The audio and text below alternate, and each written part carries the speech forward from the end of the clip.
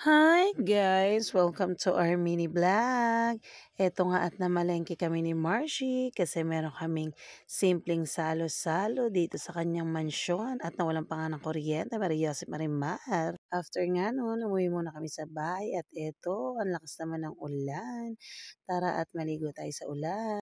Eto na po ang lunch natin. Nagluto si Wow! Marcy ng fried chicken, tsaka ang napakasarap na Shanghai. Siyempre 'pag may handaan hindi makakalimutan ang VIP na bisita. Ayan ang mga VIP natin, kasama ang mga makukulit na kiddos. Siyempre biglaan lang 'to at napakaswerte namin at nandito si Mami Loida. Thank you Mami Loida sa paglalaan ng oras sa'min. Ito nga ang inaanak kong napakaganda, manang-mana sa ninang, charot. Ayan na nga po at nagkakabentahan na ng ginto.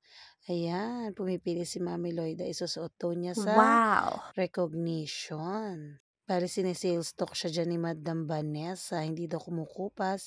Eto na ang ating fishball and kikiam with napakasarap na sausawan. Kain po tayo. Thank you Lord sa food.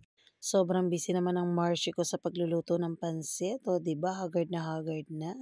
Thank you so much, Marcy.